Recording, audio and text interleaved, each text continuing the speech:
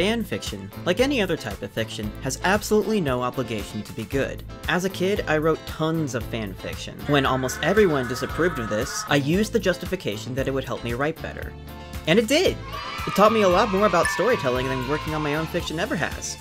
I've been writing fanfiction since I was about 10, and I know I'm 32 now, but I am not going to stop, and there is a totally good justification that is at the end of this video. Please stop laughing at me. Today, we'll be going over the 3 key things that I personally was only able to learn from writing fanfiction. What writing in character feels like, hearing your audience, and why fiction matters. So let's get started.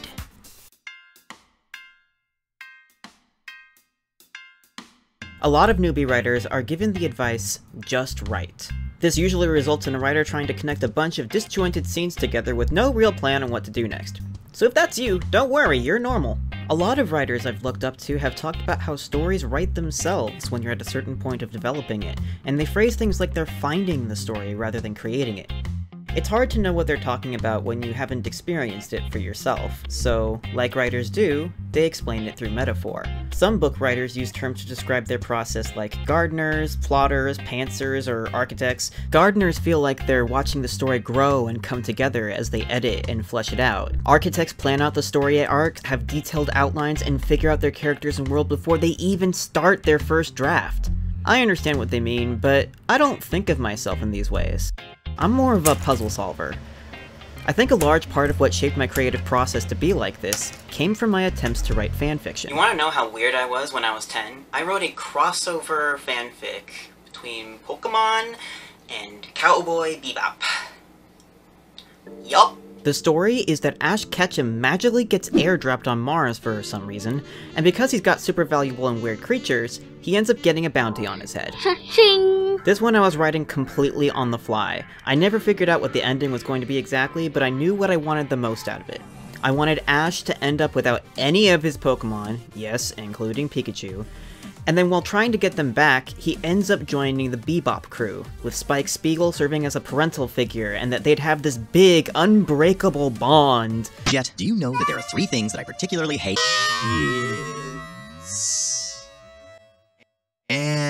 It wasn't totally inconceivable for Spike to take on a parental role. It was even tangentially explored in one episode. But Ash being, Ash, made it so that Spike's natural first impression was that Ash was an annoying and naive little dumbass. Because, look, I love this kid, but when he first met the Aerodactyls, he asked what a carnivore was? He's 10, and he doesn't know what a carnivore is? You work with carnivores all the time! Of course, rocky first impressions happen in fiction all the time, so I knew this story could still work, I just didn't know how. I'm not going to pretend that I was mature enough to fully understand and properly characterize Spike Spiegel. That would have been impressive, and I was not. But I did know enough to think he would have to see Ash's better qualities as well as his vulnerabilities before they could even get anywhere. Ash had a strong sense of right and wrong, and firm determination to always keep trying, even if he was a little naive in his execution. I could relate to that, so I figured Spike would too. The more I learned about these 2 characters from watching them and writing about them, the more I built up this instinctive feeling in my gut. This pull inside of me was like a compass. Every time I tried to come up with what these characters did next, that compass would point me immediately into some direction, like I knew exactly what they would do. It's kind of like how when you know a friend or family member really, really well, and you can picture what they'd say in your head. It's that thing that makes role players in D&D go, but that's what my character would do! Writing like this was like the story was writing itself. Years later, when I was a teenager, I was trying to write my own original stories, and I was getting frustrated. Everything I wrote was bad, and I didn't know why. When I took the just keep writing advice, I would decide what my characters would do based on my attempts of an outline and a list of character traits for said characters. This process felt clinical, cold. The results were oddly warped and bizarre, and to top it off, it just wasn't fun. The character traits felt like a boring laundry list, no matter what I added to it. All their goals, hopes, fears, their sexualities, favorite teas, favorite hobbies, favorite color, favorite movies, what song would be their theme song, their favorite zoo animal. And even though I thought this fleshed out my characters, my writing still felt empty and discombobulated. I wanted to write original stuff, but it just wasn't working. So, I wrote weird crossover fanfiction again, this time with Teen Titans and Avatar. Initially it was about Zuko being magically airdropped into the Titans world for some reason, and coping with the loss of everything dear to him again, which only enhanced his angst. Despite this, he still manages to befriend and join the Teen Titans, build a new life as a superhero, and fall in love with Raven because every OTP I've ever had is a rare pair of nonsense. And he even had his own Slade arc, because of course he did, we all know that he would. But eventually, I did a time skip to 20-ish years later, where adult Zuko and Raven became divorced parents to their incredibly talented child, Iroh Kuzan Roche. Yup. At the time I was writing this, fandom spaces were starting to rant about the Mary Sue conundrum, the far too talented and wonderful self-inserts that made people's writing bad. At first, Kuzan absolutely fit into this. He was the Avatar, he had his mom's magic powers, he could skateboard, he wore cool punk clothes like the kind my mom wouldn't let me wear, he was in a rock band with other children of other Titans, he played basketball, and everyone thought he was super cool and... yeah. At this time, I was still experimenting with outlines to see if they would improve my writing. I had a whole bunch of stuff that I wanted Kuzan to do plot-wise, but with Zuko and Raven, it was really easy to figure out what they would do next. But with Kuzan, he'd just do whatever, I guess. Getting to juxtapose my empty shell of a character with well-written characters almost got me to figure out what was going on, but I just ended up assuming that the whole problem was that he was a Mary Sue. So I just went on to de-stewify him. A smidge of writing advice that was going around was that you build the base of a character out of 3 parts. 1 part you, 1 part someone you know, and 1 part just shit you make up. These parts don't have to be a perfectly even split, but some semblance of balance would help. This didn't help me with my original works at all, but I tried it with Kuzan anyway. I took away the skateboard, and the band, and the basketball, and all that. It was no longer the Avatar, in some iterations at least, and I realized that by the new character model I was trying out, he really was just me and things I thought were cool. So even though it scared me, because I didn't want people to hate him, I gave him a few things I didn't think were cool, like being spoiled by his parents and upbringing, and being a wannabe popular guy that everyone found annoying. Basically, if Kuzan was in the modern era now, he would probably have one of those, like, TikTok channels where you just go around harassing people and pulling pranks, but only until he learned better, so it's fine. In trying to think of someone else I knew whose traits would make sense, well, my younger sister has a really tough chronic illness, and was in and out of the hospital countless times while we were growing up. She has a few other disabilities too, but the main one is called MCAS. And the easiest way to explain it is that she's kind of allergic to everything, including the weather. She's actually got a series on YouTube and TikTok called Bubble Girl, where she talks about it, so if you want to know more, check her out, links in the description. Hey sister dear, do you remember when only one of us had a food and stress trigger disability? I still wanted Kuzan to have both firebending and Raven's magic. Like, I knew it was part of what made him a Sue, but I wanted him to have both really, really badly. So basically, I made him disabled too, with his powers being what triggered flare-ups. These flare-ups would leave him critically wounded and nerfed his OP status hard. Basically, if he used both of his powers within the same day, his insides would start tearing apart and he'd immediately and violently begin vomiting blood. Look, my mom wouldn't let me have my edgy emo phase, and I had to channel it somewhere, alright? The more and more I wrote about Kuzan with this base, the more and more fleshed out he got. I soon learned about his dynamic with his parents, how their messy divorce and terrible co-parenting affected him. I learned that his anger and temper tantrums only gave him more frequent flare-ups. And when his parents tried to teach him how to stay calm, he found it hypocritical because they literally yelled all the time, so why was he supposed to do something they couldn't do? I learned that he liked magic well enough, but absolutely loved firebending, so when he was encouraged to just pick one of his powers, he couldn't. I learned that he didn't really want to be a superhero, but resented the idea that he couldn't be one. I learned that he was pampered and petty, and had a lot to learn about how privileged he was, despite struggling with pain and near death his entire life. I learned, and I keep saying learned because that's literally what it felt like. I learned that he started going by Kuzan instead of Iroh in order to distance himself from his dad and being in his shadow, as he hated being seen as just a clone of Zuko with purple hair. At some point, I went to write some of the scenes I had already outlined for him, and there was a key line he was going to say that was going to move the plot forward, and I realized he wouldn't say this. He wouldn't do this. This isn't Kuzan anymore. That gut pull, that sense of who he was that I was finally feeling, it was pulling me in a completely new direction. Kuzan's direction, not mine. This is what opened my eyes and helped me finally connect the dots, and showed me what the hell all those writers were talking about. I had no sense of what my characters would do in my original work because, to be honest, they weren't really characters yet. A list of traits and ideas and favorite animals does not in fact a character make. For a character to feel real, you kind of have to let them become real over time, possibly in directions that you were not expecting.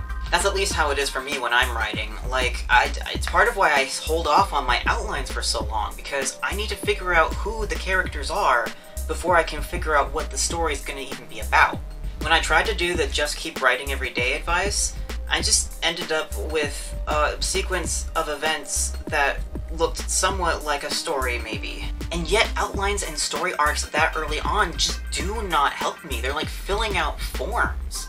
But when I just focus on what I want for the character, and the sort of experiences that they've had and how those experiences shaped them, they just become. That's it.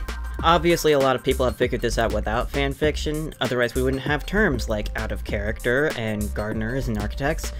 But for me personally, I think if it weren't for fanfiction, I might never have figured this out. I might have just done what I always did, write a bunch of stuff, get frustrated and bored, and then try all over again with a new story. Writing that way was so painful and joyless, and got so little results, that if that was all I could do, I may have given up on writing completely. And when I was a kid, I was the bookworm that wanted to be a novelist when they grew up, so that is saying a lot. Over the years, I've bounced back and forth between working on original stuff and writing fanfiction for fun. I mean, grinding experience points, obviously, haha. And I have to say, the better I get at writing, the more I realize how much work actually has to go into it for something to be of inspiring quality. Sometimes it'll take me years to have a world and cast of characters that are ready for me to play around with, let alone putting a story together with them. Let's talk about my more recent work, and how I made the worst possible first chapter for my fan game.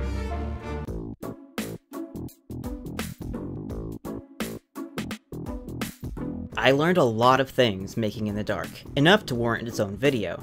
But the biggest thing I learned was the delicate balance between making something for you versus something for others. When it comes to art, we should focus on what we like, on our interests. It's self-expression, so anything you make is going to be inherently about you anyway. That said, if you're putting something out there and you're expecting a certain reaction, like, you know, like-minded people enjoying the thing, and then you don't get the reaction that you were looking for, that sucks. The audience can be awful at times. I'm not going to deny the existence of haters, you know? But especially if you're posting something online, if your response to all constructive criticism is just that people just don't understand your vision and your genius, and only my opinions truly matter because I made the thing.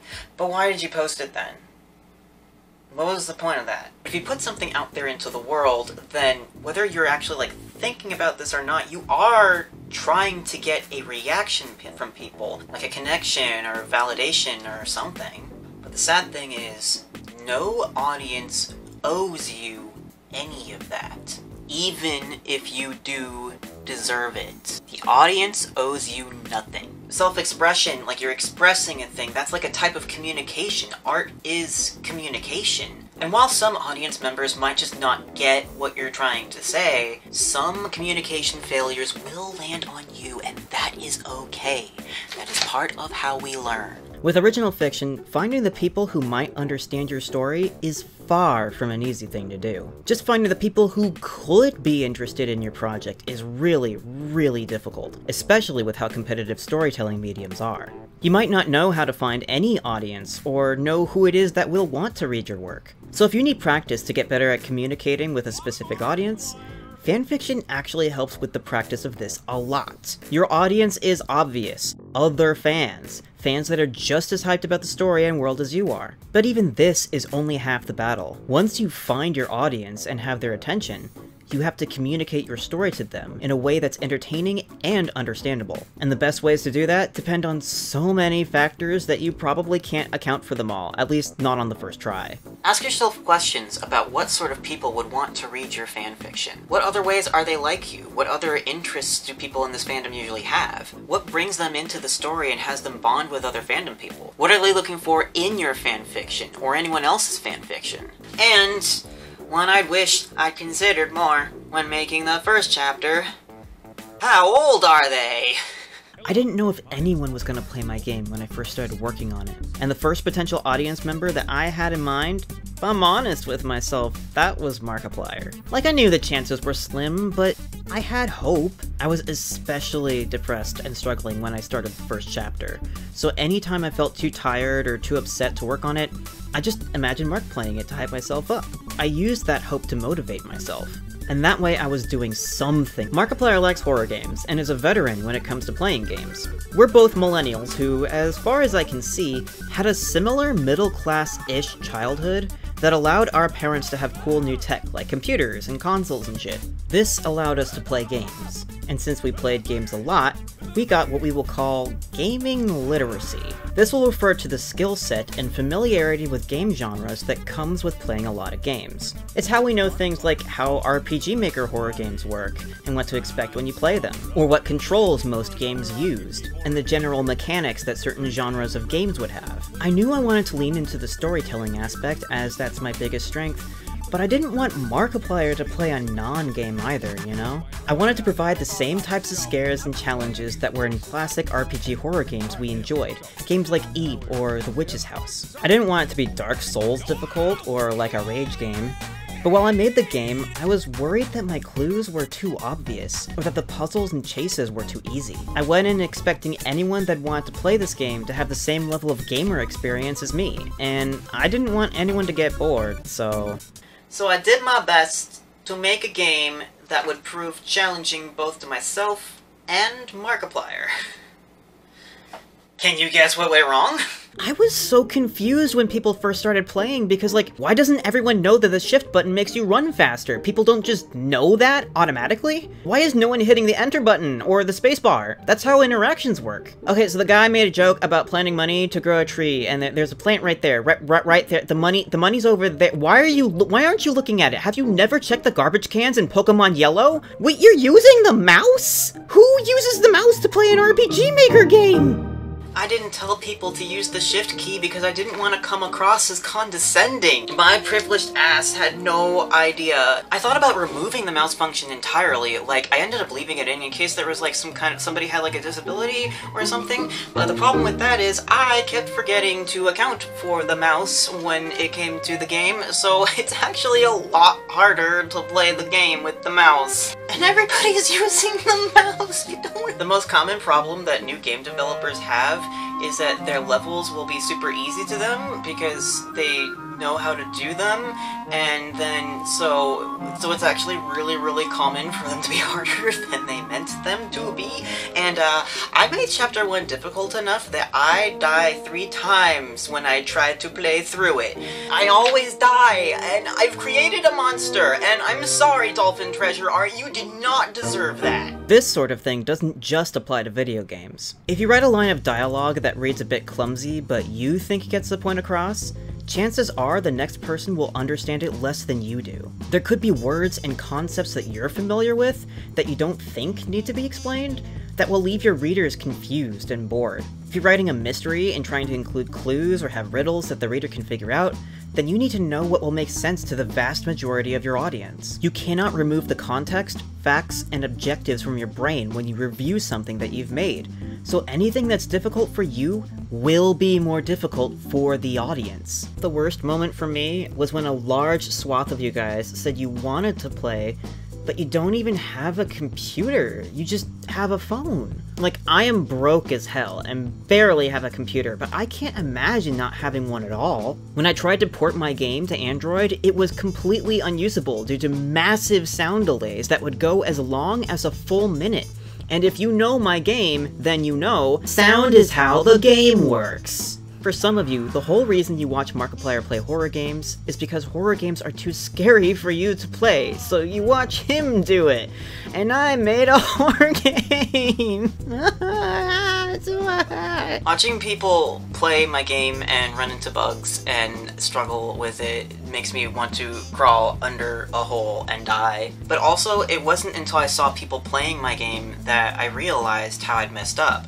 I was putting more consideration into some nerd that will probably never know that my game even exists than I was to the actual audience that was begging for this type of content. I was so careful crafting the story and writing the dialogue and getting the art as well as I could and the programming as well as I could. I want to make a positive and impactful experience for people. That's more important to me than anything. Seeing you guys get the opposite kind of makes me cringe so hard that it feels like my organs will explode and then I will start vomiting blood, but that's okay. This is part of how I learn. I will adapt. I wanted to learn about making games, but I also wanted to emulate a specific tone that was in Mark's work. I wanted players to feel like these lines were actually being said by the characters, to get to know and like the main character too, and get a glimpse of what his experience is like as he travels through the unpredictable world we all love. This is a priority over the game being challenging. Like, I don't want it to feel too easy, but the challenge shouldn't get in the way of the story. If anything, it should help tell the story. I really kept this stuff in mind when I made the second and third chapters, as well as improving my creative process and strengthening my skills in game development. So even though I can't seem to nerf the first chapter enough no matter what I do because I designed it so badly, I'm still proud of the game as a whole. When I see people play it now, it feels like I'm watching my skills grow and develop with each chapter, and that makes me happy. Writers give the advice of, like, considering your audience's needs all the time, but I really needed the context of what that would even look like before I could understand. It was a really important lesson for me to learn, and I thank all of you for playing my game and helping me learn that. But while this important lesson was about you guys, the audience, the most important thing I learned is a lot more personal.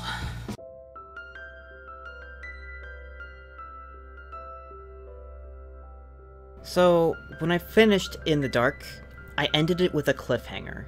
A dark one, but also hopeful. And then I had a big plan for what I was going to do this year, starting in January of 2023. Alongside focusing on my YouTube channel, I was going to make a video game that was completely original, using everything I've learned over the years. This project still had a lot of world building left to do, but initially I felt like it would only take a few months to flesh it out, since my writing process had improved so much. I was going to mess around with new engines, maybe even learn Blender, and then maybe tackle the sequel to In the Dark next year. But when I began this journey, I could not stop myself from thinking about the sequel, about those characters in that world. I caught myself writing notes on my phone when an idea came to me, or writing out a scene just out of habit, and when I realized I was doing this, I'd have to throw my hands up and make myself walk away. The main character of the game, Link, is a blatant self-insert on a level that is as meta as the Markiplier lore itself.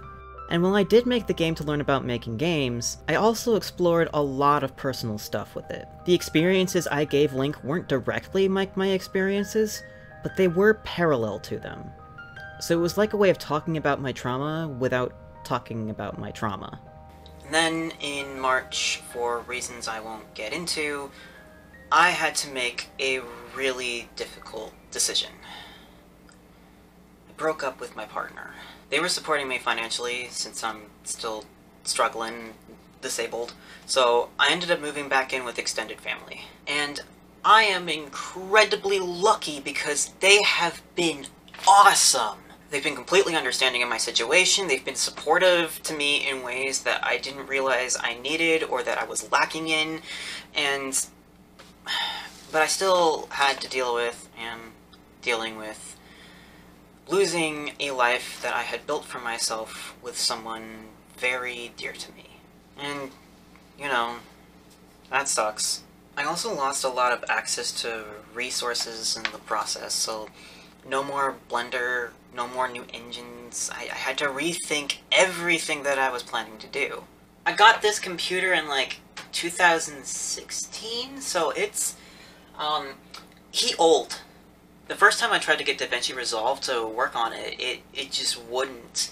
And it took me a week to kind of, like, try and figure it out when I didn't have my partner's computer anymore. And for that week, I was terrified. Terrified that I was not going to be able to work on my videos. Like, I didn't know what I was going to do. For a few months, I kept trying to work on my original game, but when I got honest with myself and my process, I realized the project is still in its infancy. It's gonna need a lot more time cooking on the back burner, so to speak. There's just not enough puzzle pieces to put anything together. I usually work best if I can bounce from 2 to 3 projects at a time, and YouTube was obviously one slot, but I couldn't figure out what my next game could be. All while I was trying not to lose all the progress I'd made on overcoming my depression, cause, like, you know, big life events will throw you off course sometimes. And during all of that, I was still suppressing the impulse to work on In the Dark. An impulse I had indulged for over 4 years. I thought that story would need more time to cook, but once I finished In the Dark, it was basically raining puzzle pieces all the time in my head. I expressed this frustration to my family, because it felt like, you know, a 32-year-old man shouldn't be dedicating all his free time and energy into just fan-related content. But that's not the response I got from my family. They want me to stop worrying what random people think about me, take up space, do what I love, be more selfish. Considering the whole situation, I was not expecting that at all. This has come up for me several times, and it's still hard for me to get past it fully, but like, I want to be a valid human being, and it's hard for me to feel that way sometimes. If I could hold down a conventional full-time job and live out on my own, I would do it. But I can't right now. Building a different life for myself due to a plethora of, like, physical and mental health issues, that was hard enough for me to justify on its own, but for my focus to just continue to be on fanfiction, it just felt incredibly selfish. And I'm lucky to have the support I do, and that they gave me the go-ahead. And the weirdest sort of thing happened. When I stopped fighting the impulse to work on my game and just let myself do it when I felt like it, my mental health improved. For a while, I was barely keeping my head above water after the breakup, but once I started working on the game again, like, it made it easier for me to get other things done. I was in a better mood. It was easier for me to keep up with my habits that helped me fight off my depression and other issues and keep me healthy. And I've started to get excited again. Like, I'm excited to show all of you my silly little self-insert man, and have him overcome the obstacles that I gave him in the last game, and the obstacles that I gave him in the new game. Seeing how much I've grown as a game developer has already made me, like, so happy, but I get even more excited when I think of, like, how much better I can get with this new one. For years, I used the justification that my fanfiction was going to improve my story writing, but that's not why I write fanfiction. We live in a world right now that is so chaotic and stressful and just merciless at times. And things can be really depressing, especially since the pandemic and the, everything else. I've found something that helps me stay motivated and brings this, like, fire of passion in my life. I don't want to put that out. Motivation, confidence, fulfillment, goals, these can be really hard to find in a world like this, and I think that's what art really gives all of us the most. That's the true value behind any art, whether it's original or not. Which is why I am happy to announce my next project, The Dark Mark. This game, instead of a horror game with some mystery, will be a mystery game with some horror. It'll be made in a similar spirit to Wamalawa, so you can jump right in without playing the first game if you'd like.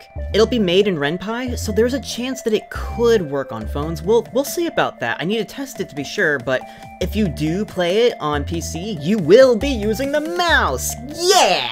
The gameplay will be a cross between visual novel adventures where you find clues, talk to witnesses, and figure out the current mystery, and a life simulation game where you work on your stats and hang out with the characters and become friends with them. Or enemies, if you'd rather do that. I'll get more into it as I go, but if you wanna, there's a link to a Ko-fi in the description. It's kinda like Patreon, but a lot more laid back. I'll be posting updates and sneak peeks like art and story stuff. I don't really want to paywall my stuff, so I'm gonna let anybody still be able to see my updates. But if you do a monthly donation, or just one really big donation, then I will credit you in future YouTube videos and in my game. It feels like my whole life I have been writing fanfiction of some kind with the excuse that it would make me a better creator. But ultimately, I think the best thing I've learned is how to express myself in a way that feels authentic, and that I can be personally proud of in the long run.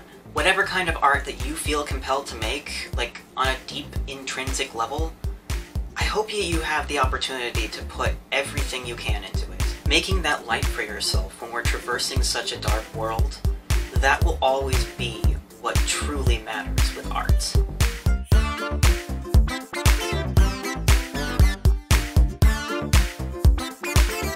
Have I been this washed out this entire time? Are you kidding me? I'm not refilming this. Good luck seeing me, guys.